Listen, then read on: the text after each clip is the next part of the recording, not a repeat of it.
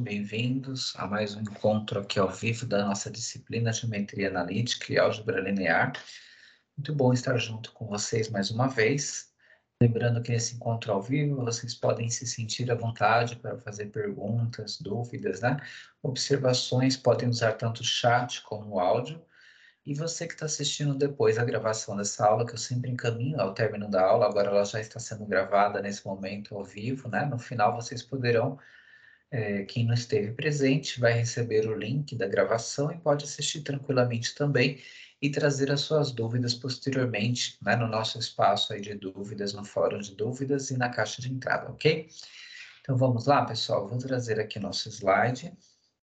Eu já vou compartilhar com vocês. Só um instante, vamos lá.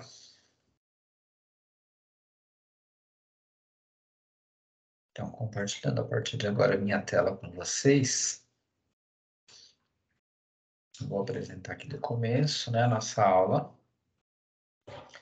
Nesse encontro especial da disciplina Álgebra Linear e Geometria Analítica, o objetivo é trabalhar exercícios, tá? Então, eu trago alguns exercícios que com certeza vão ajudar, né, que vocês consigam resolver aí as atividades que vocês estão desenvolvendo, né?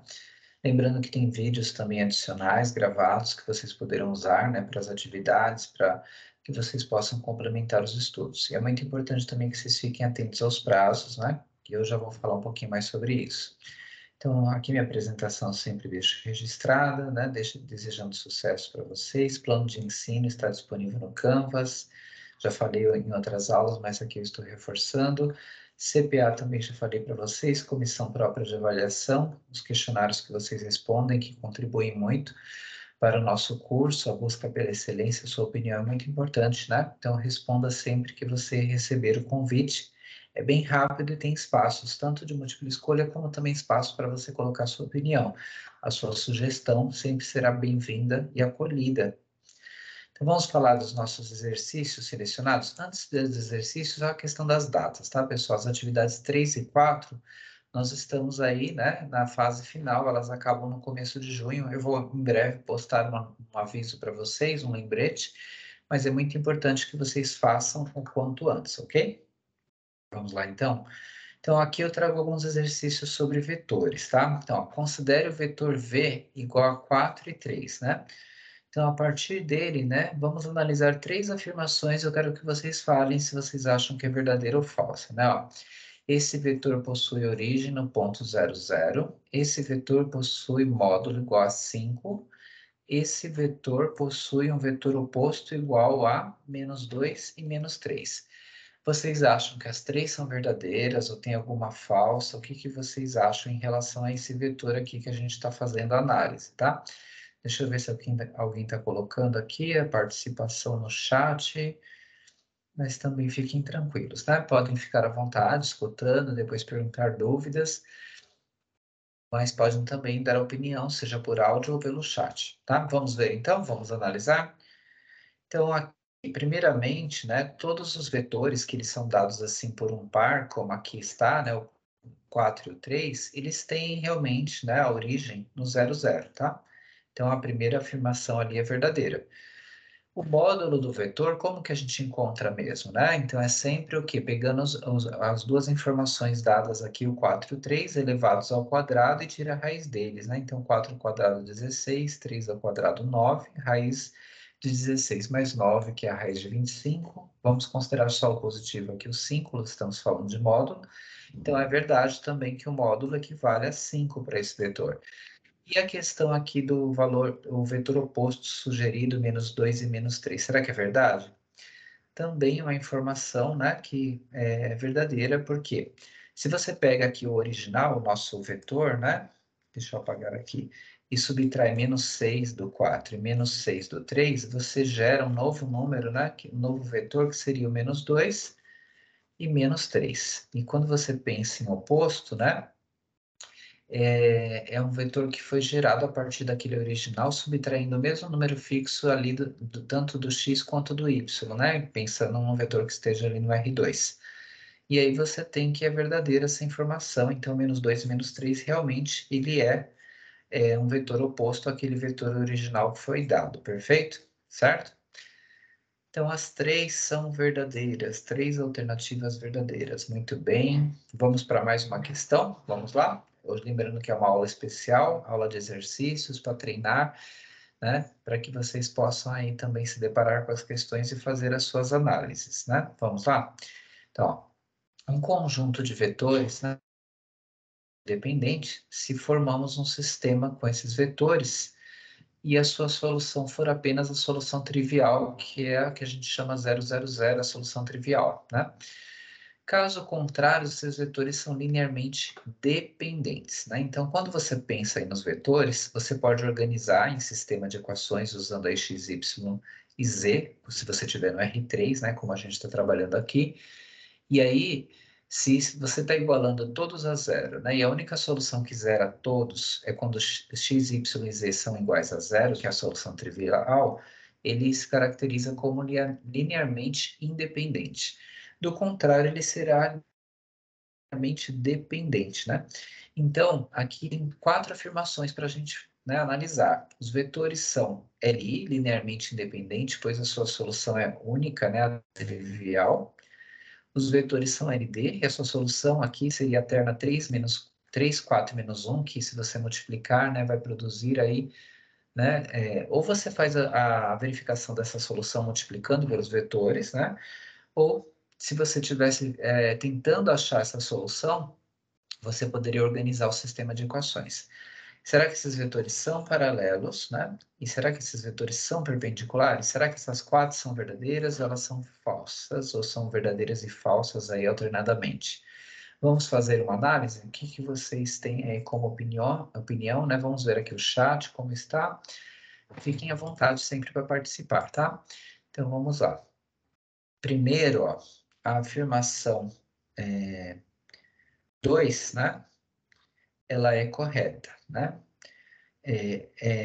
A terna, né, 3, 4 e menos 1, realmente é uma solução, porque se você fizer 3 vezes o vetor 1, 4 vezes o vetor 2 e uma vez, menos uma vez o vetor 3, quando você faz aqui a distributiva, né, multiplica, né, por cada vetor, essa proposta de solução que foi dada, né, a gente está fazendo aqui uma combinação linear, fazendo a multiplicação né, dessa terna por cada vetor, respectivamente, né? E você multiplicando aqui, depois somando, você vai gerar realmente 000. Você vai perceber isso. Quer ver?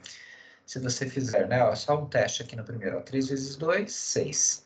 4 vezes menos 1, menos 8. Uma vez menos 2, menos 2. Então, ó, você já encontrou, então, né? O 6 com menos 4, 2. 2 com menos 2, 0. Então, ó, aqui já gerou o primeiro zero, né? Porque primeiro você ia fazer distributivo em todos para depois somar, né, os respectivos valores aí nas suas respectivas posições, tá?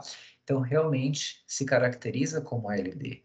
E se ele LD, ele tem uma solução que é a não trivial, né, que produz aí o zero na multiplicação aí dos vetores, e se você estivesse também resolvendo como sistema de equações, você chegaria numa solução para x, y e z que não seria zero, né?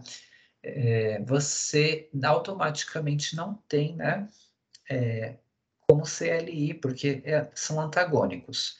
Se ele é LD, ele não pode ser LD e LI ao mesmo tempo, tá? Então é falso.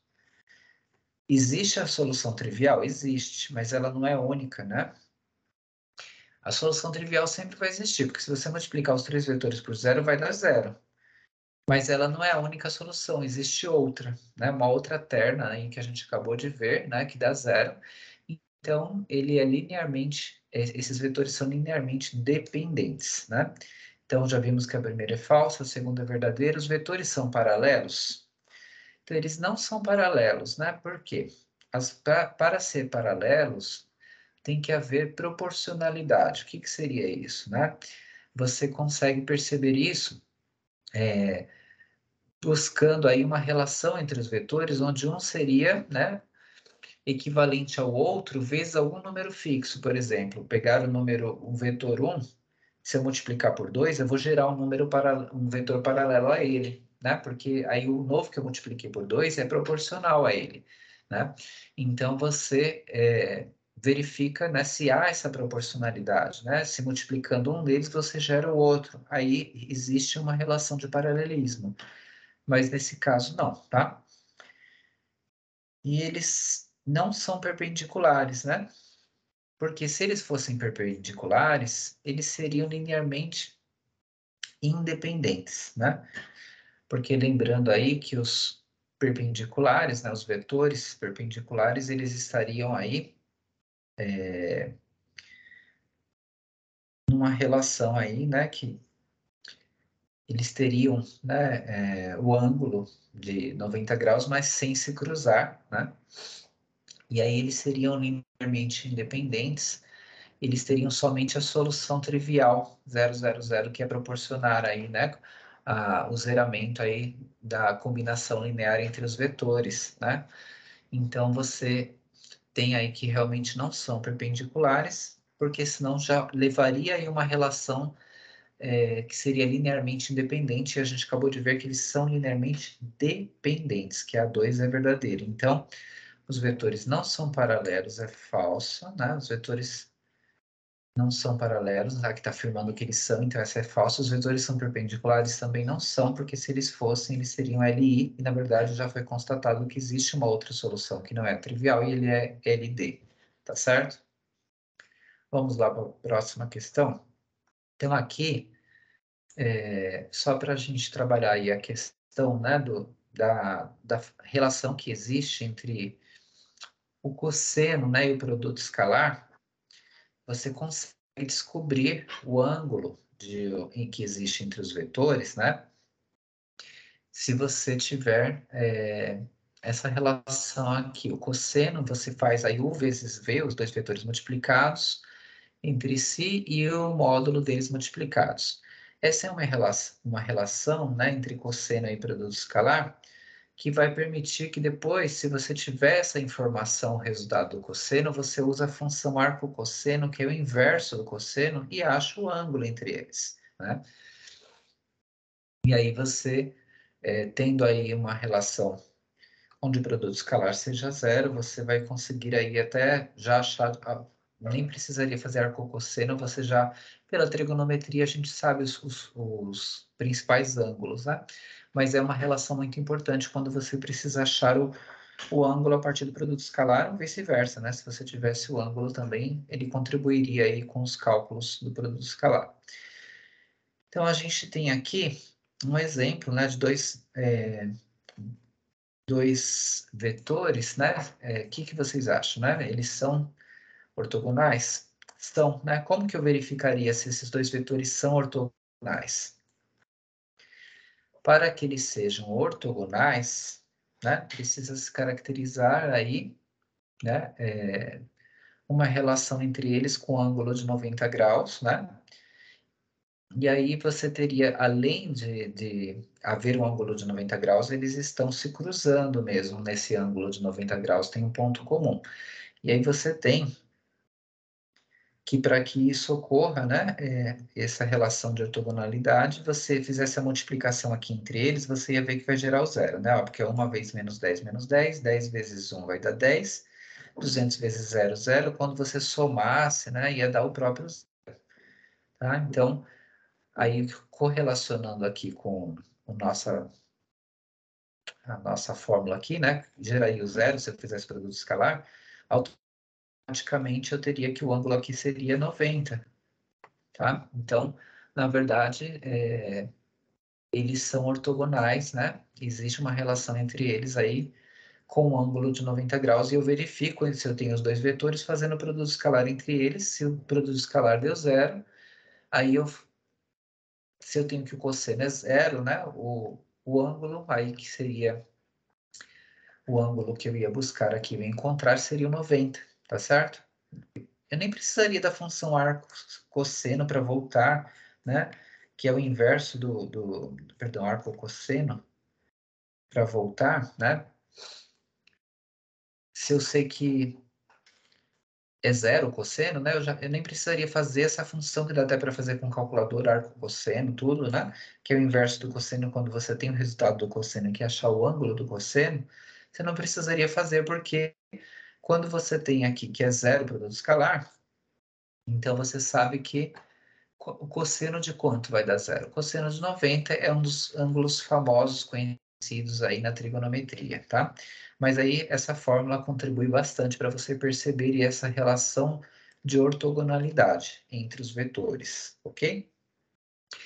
Vamos então aqui também mais uma análise, né? Se eu tenho aqui uma solução não trivial, né? Eu quero verificar. Eu faço a multiplicação dessa solução não trivial, já tinha mostrado isso anteriormente, aqui só está aparecendo novamente para reforçar, tá? Então vamos lá. Agora vamos analisar mais um problema relacionado ao estudo das cônicas, né? Então a gente tem diferentes tipos, né, de cônicas, dependendo dos focos, né, e dos seus eixos, tá? Então aqui a gente vai fazer uma análise, né? De uma elipse, que é um tipo de cônica, né? A gente pode ter também hipérbole, pode ter outras. As cônicas, elas têm essas características, né? De ter pontos focais, né? As distâncias dos eixos, e tem também equações padronizadas para cada uma delas. E aí a gente consegue fazer as análises necessárias, conforme aqui a gente vai fazer uma delas, tá? Então, ó, se eu tenho um ponto focal menos 4 e 0 e 4 e 0 que foram dados, né? O eixo maior medindo 12, aqui a gente vai analisar essas afirmações. Ó, os focos estão no eixo x e sua equação é x ao quadrado sobre 36, y ao quadrado sobre 20 igual a 1. A sua distância focal é igual a 8. Os focos estão no eixo x e sua equação é dada por x ao quadrado sobre 20, y ao quadrado sobre 36 igual a 1. São verdadeiras? São falsas? O que vocês acham? Vamos analisar juntos? Deixa eu ver se tem alguém escrevendo aqui no chat. E também podem usar o áudio, tá, pessoal? Fiquem à vontade, né? Vamos lá, então, para a nossa análise. Então, aqui, a gente está trabalhando com a elipse, tá? Esse é o desenho de uma elipse, né? A gente tem o eixo maior aqui, que é essa distância do ponto, né? A linha e o ponto A aqui, né? É o eixo maior, tá? A gente tem os pontos focais, né? E aí a gente tem toda uma estrutura padrão, né? Que é relacionada com as equações, tá? Então, a gente vai fazer essa análise agora, tá? Quando você tem, né? Você tem aqui a distância maior, né? Que foi dada, quer ver? Aqui, ó, 12. A distância maior... Deixa eu voltar aqui, perdão. A distância maior aqui é esse eixo aqui, né? Que ele está relacionando, ó. Ele vai do A até o A, o ponto, né? Aqui do outro lado, e ele tem a abscissa, ó, menos A e mais A, né? Então, na verdade, eu posso dizer que 2A, porque aqui mede A, e aqui também mede A, porque se vocês olharem esse ponto A' e A, ele tem abscissa menos A e abscissa A, e relacionado com zero no eixo Y. Então, 2A é igual à distância maior, essa distância que vai de um ponto ao outro, de um extremo ao outro. Então, eu posso pegar esse 2A, como o eixo maior foi dado, que é o 12, eu consigo achar o valor do A, né? Igualando aqui 2A igual a 12, então A vai ser igual a 6, né? Mesmo que eu não passasse dividindo, eu saberia, né? Batendo o olho que 2 vezes A é 12, então A tem que ser 6, né? Metade. Eu também tenho aqui uma relação importante para o C, ó. Vejam aqui no desenho, né? Deixa eu apagar para vocês verem. Aqui no ponto focal, ó, a abscissa do ponto focal é a letra C, tá? Menos C mais C. Então, ó, 2C aqui é essa distância focal, tá? Então, se eu tenho aqui 2C, ó, para achar essa distância focal, eu faço ali a abscissa positiva menos a abscissa negativa do ponto focal, que foram dados aqui, ó. A positiva, que é o 4, menos 4, que vai dar 8. Então, C igual a 4. Tendo descoberto o C e o A, para descobrir o B, né, que aqui nesse desenho, então você consegue uma relação aí, né, onde A ao quadrado igual a B ao quadrado mais C ao quadrado, a relação aí do teorema de Pitágoras, né, e aí você vai ter o A, que é o 6 ao quadrado, o B, que eu quero descobrir, e o C, que a gente já acabou de descobrir, que é o 4 ao quadrado. Quando você faz aqui 6 ao quadrado, 36, 4 ao quadrado, 16, né? Se você isola o b ao quadrado passando 16 subtraindo, vai ficar 36 menos 16 vai dar 20. Eu acabei de achar que o b ao quadrado é 20. Tendo descoberto o b ao quadrado, ó, a equação reduzida padrão de uma hipérbole é sempre x ao quadrado sobre a ao quadrado mais y ao quadrado sobre b ao quadrado. A equação reduzida padrão igual a 1. Nesse caso, eu acabei de descobrir que o b ao quadrado é 20. E a gente já tinha o a, né, que é 6, então o a ao quadrado é 36. Então, a equação aqui, que representa adequadamente, é a representada aqui na afirmação 1. Se eu concluir que a afirmação 1 está correta, automaticamente essa aqui, a 3, já está errada, porque ela não está, ela tem outra proposta de equação, tá? E a distância focal, né, que a gente viu aqui no desenho, que a distância focal é o dobro do C, o C ali vale 4 no foco que foi dado, né? Se você olha aqui o foco dado, aqui o 4 é o C, o dobro é 8, então a distância focal vale 8, é verdadeira também. Então, a 1 e a 2 são verdadeiras. E a C aqui é falsa, ok? Vamos lá então, pessoal. Tem um vídeo, né, com vários pontos adicionais dessa aula também relacionados com essa aula que vocês podem assistir lá no canal e estamos materiais complementares na playlist que eu disponibilizei para vocês, eu sempre deixo o link, tá? Vamos falar agora da hipérbole, né? A hipérbole, ela tem, né, essa característica de desenho, né? Lógico que pode variar, né, as posições, os quadrantes, mas sempre essa característica aqui, né, dessas curvas, né, opostas. E aí a gente também tem pontos especiais nas hipérboles, né? Os pontos focais, né, a distância focal. Você também tem aí a presença, né, do centro, né? E tem vários, dá para localizar o A, B e C também, né? Nesses desenhos, e tem a equação relacionada reduzida, tá? E a gente vai fazer esse tipo de análise agora, ó. Então, lembrando que aqui o F são os focos, né? O 0 é o centro, 2C é a distância focal, 2A é a medida do eixo real e o 2B o eixo imaginário, né? Então, a gente tem tudo isso aqui desenhado e representado nesse desenho, tá? Mas vamos para a parte prática, né? Que é o que interessa, resolver um problema, tá? Então, vamos resolver um problema com a hipérbole. Ó. Uma hipérbole é uma cônica que possui vértices em dois eixos orientados, focos e uma excentricidade. A excentricidade de uma hipérbole é calculada como E igual a C sobre A. Essa excentricidade é sempre um número positivo maior que 1 para o caso da hipérbole. Considerando uma equação de hipérbole, 25x ao quadrado, 144y ao quadrado, que é igual a 3.600, analisa as afirmações a seguir.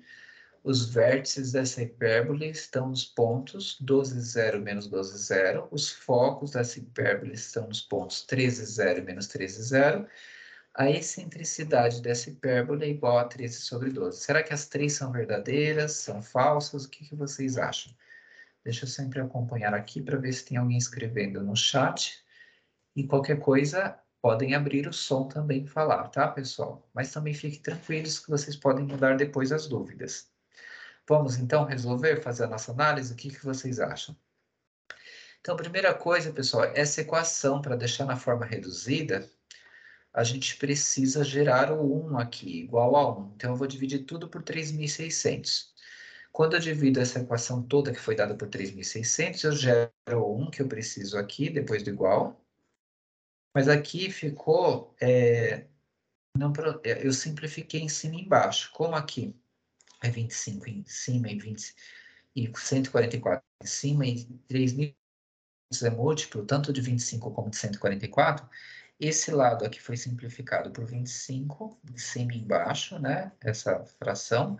E essa outra aqui foi simplificada em cima e embaixo por 144. A gente divide aqui em cima e embaixo por 144.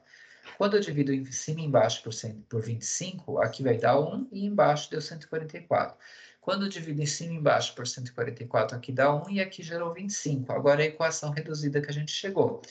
Tendo a equação reduzida, é padrão que embaixo do x é o a ao quadrado. Então, a ao quadrado é 144. Então, o a é a raiz de 144, que vai ser o 12, tá? mais ou menos 12, né? Considerando os dois valores positivo e negativo. Se eu tenho aqui embaixo já reduzida a equação, aqui é o b ao quadrado. Então, b ao quadrado é raiz de 25, que vai ser 5, né? Então, b vale 5, tá? Mas aí eu já substituo direto aqui, né? Então, a ao quadrado, 144, né? B ao quadrado, 25, eu consigo achar o C ao quadrado usando aí o teorema de Pitágoras. Porque existe essa relação entre eles, entre o A, B e C nesses desenhos, né? Dá para você encontrar o triângulo retângulo. Se você acha, agora, soma 144 com 25, 169, depois tira a raiz, vai dar 13. Então, eu acabei de achar o C. Tendo achado o C, eu achei aqui a abscissa do ponto focal, que é o C, ó, 13 menos 13. Tá? Então, essa daqui é uma afirmação verdadeira. Tendo achado, né, o A, eu também achei aqui os vértices, né, porque é ali onde corta o eixo Y, ou em alguns casos, quando a hipérbole não corta, né, está suspenso, vai ser o vértice porque é o ponto mínimo ali, né, da curva, mas ali onde corta o eixo Y também a gente está classificando ali como os vértices, né? E aí você tem a excentricidade que é o C sobre A. O C a gente achou que é 13, né? O A a gente achou aqui que é 12, então tá certo, é 13 sobre 12 mesmo a excentricidade. As três informações são verdadeiras, tá certo? Muito bem. Qualquer dúvida, perguntem, repassem os vídeos gravados, né, para que vocês possam tirar as dúvidas mais tranquilamente, tá?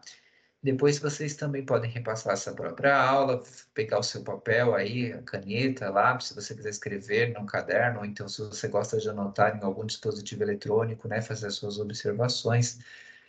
É um exercício que vai ajudar também para que vocês tenham um padrão de uma outra cônica, no caso a hipérbole, né, como se resolveria.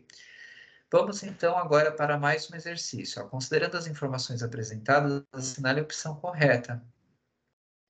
A equação 4x ao quadrado menos 25y ao quadrado menos 100 igual a zero representa uma elipse e seus focos são... cada uma traz uma nova equação e novos pontos focais, tá certo? A gente não vai ler uma a uma, mas são as alternativas. A gente tem que testar para ver se está certo. Como que a gente testa, né? A gente tenta chegar na equação reduzida padrão e aí a gente localiza os valores do ponto focal para ver se esses pontos focais estão corretos, tá certo? Vamos lá, então? Então, ó, pegando a equação que foi dada, primeiro eu vou pegar esse menos 100, vou passar somando, ou somo dos dois lados 100, que dá a mesma coisa, eu cheguei nesse 100. Para chegar na forma reduzida, eu divido tudo por 100 para gerar aqui o 1, né, do lado direito do igual. Tendo dividido tudo por 100, dá para simplificar, né? Então, dá para dividir aqui por 4 em cima e embaixo, e aqui por 25 em cima e embaixo. Dividido por 4, vai ficar 1 e embaixo 100 dividido por 4 deu 25. Dividindo aqui a segunda tudo por 25, 25 deu 1, e 100 por 25 deu 4. Essa é a equação reduzida. A equação reduzida, né, de uma cônica, aqui o a ao quadrado é o que está embaixo do x ao quadrado. Então, é 25, achei o a. O b ao quadrado é o que está embaixo do y ao quadrado, tá? Aqui eu achei o b ao quadrado 4, então tira a raiz de 4, 2, né? Quando você acha o valor ao quadrado, é só tirar a raiz que você vai achar depois na sequência a própria letra sem ser ao quadrado, certo? E sempre entre eles, A, B, C, nessas cônicas, tem uma relação aí pitagórica, né? Uma relação aí do triângulo retângulo, tá? Então, eu posso substituir aqui o A, o B e o C para achar o C. Quando eu passo o 4 subtraindo ou subtraio dos dois lados o 4, eu chego nesse 21, tiro o quadrado, vai ficar raiz de 21. Então, eu achei, né, o C. Tendo achado o C, eu achei a abscissa do ponto focal para ver qual que é a minha equação verdadeira, tá? Se aqui a abscissa do ponto focal é 21, vamos voltar lá, ó. Onde está mostrando 21? É na primeira alternativa aqui que está 21 no ponto focal abscissa. Então, a gente acabou de achar a alternativa correta, tá certo? Vamos para mais um. Ah, não, não tem mais um aqui não. Era só ter esse mesmo, tá? Então, pessoal, tentem fazer os exercícios das atividades 3 e 4 o quanto antes, e aí depois vocês podem fazer a segunda tentativa, né, com tranquilidade, porque aí vocês podem tentar subir a nota, se vocês não atingirem a pontuação nota da atividade, lembrando que nunca vai cair a nota, porque suponhamos que, infelizmente, você faça uma segunda tentativa e a sua nota fique menor, o sistema vai acolher a maior nota das duas tentativas. Então, é bem tranquilo nesse sentido, ninguém precisa ficar com medo da segunda tentativa. Só que a segunda tentativa ela só é possível se você fizer dentro do prazo. Então, fique atento ao prazo. Em breve eu vou colocar mais informações sobre os prazos das atividades, dos seus vencimentos, e também vamos começar a falar da prova. Temos ainda mais uma aula, mais um encontro ao vivo, que vamos ter a oportunidade de fazer mais uma revisão de alguns exercícios, tá bom? Então, ótimos estudos a todos, contem comigo, aguardo vocês também lá no Canvas, a participação de vocês. Forte abraço a todos e até a próxima.